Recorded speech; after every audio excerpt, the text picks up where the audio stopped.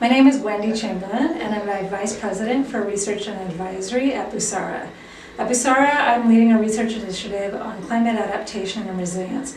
And in that initiative, we are looking at the role that behavioral science can play in supporting the climate adaptation and resilience of vulnerable populations. I'm here today to talk about an article that I had the chance to publish on how we design solutions for climate adaptation and resilience. Not so much how we design these solutions at Busara, but rather how we think about them in the development sector and perhaps where we need to consider some change. Oftentimes when we think about designing solutions in response to climate adaptation, we're thinking about one solution, not multiple solutions. And in doing so, we forget to pay attention to the context in which people who are most impacted by climate shocks and stresses reside. This context can inform us about both people's physical needs, but also the needs they have around adaptation that match with their aspirations, their day-to-day needs. And oftentimes the solutions that we may design without this information may not support what they need to do to adapt. We also run the risk of treating those most impacted as a monolith. And this matters because we run the risk of excluding people from the benefits of solutions that can support their adaptation.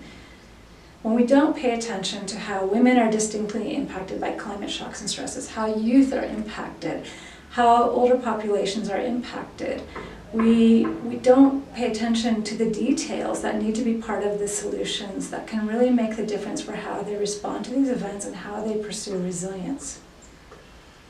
One of the things that we also do in the development sector is when we come to these topics such as climate, we can forget about the types of basic barriers that people face in their day-to-day life.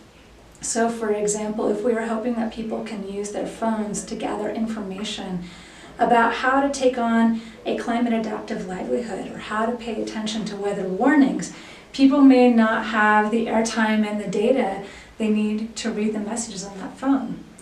We may assume that people even know how to read the messages. We may assume familiarity with the language that we are using to impart information, and yet those can equally be barriers as well.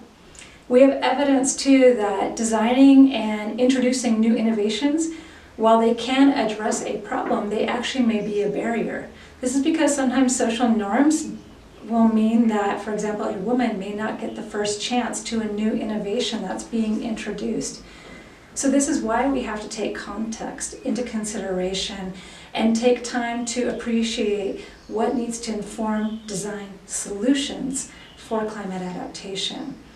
Without doing so, we run the risk of not having the intended impact that we hope to have with climate solutions and the intended impact we hope to have around supporting the adaptation and resilience of the most vulnerable.